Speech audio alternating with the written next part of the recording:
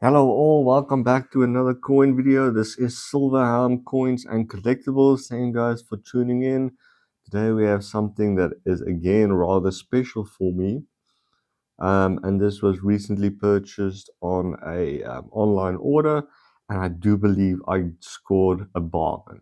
Okay, so the coin we are going today is a Zuid-Afrikaansche Republiek. So that is before or during the Boer War here in South Africa. And this is a sixpence from 1895. The front, you can see some floral or roses or leaves. And at the back is the iconic Paul Kruger portrait. Okay, so let's get into some numbers of this coin. For the year 1895, it is considered a rather semi-scarce date. There was only 179,000 of these minted.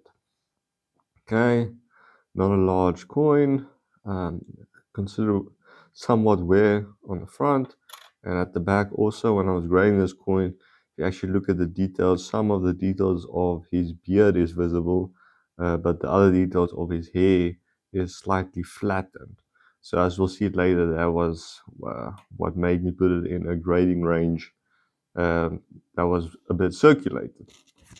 Okay, so as stated, this coin isn't too large. Its total weight is 2.83 grams. Okay, the denomination was sixpence.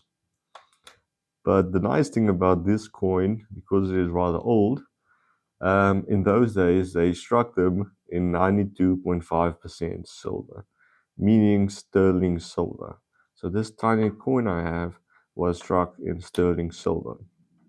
Okay, so if we take the total weight and we go ahead and look at the actual silver weight of this coin, it is 2.615 grams or 0.0841 troy ounces. Okay, not bad. So it's nearly 3 grams of pure silver. It's in this coin. So that definitely puts it at a decent melt value. But as we'll come to see, this coin has a serious collector premium on top of the melt. Okay, so now if we do go look at the melt, so for 2.615 grams of silver in today's spot price, it seems to be hovering around $4.96.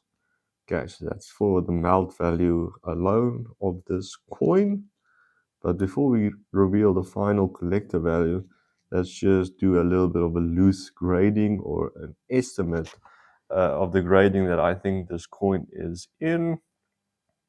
Okay, so as stated, it was in circulation. There is a bit of wear. At the back, we also said some of the details of his hair and such have been flattened, but that does not make it poor or in fact good. I would say this coin hovers around the fine to very fine grading.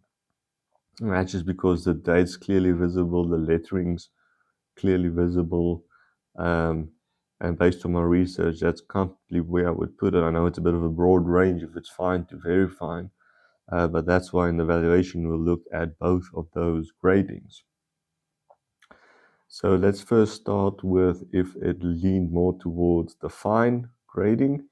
Again, if you want it to be professionally and certifiably graded, you need third-party grading services that'll absolutely pin down the grading. Mine is just for categories, categorizing and sorting it. I give it somewhat a loose estimate of the grading I think it is.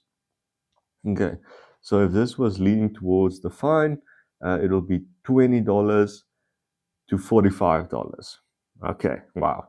So as you can see, that's a big difference compared to the $4.9 that is melt alone. So if it was in the fine grade, it's $20 up to $45. This is a somewhat scarce date. You know, there's only 179,000 of these that were minted.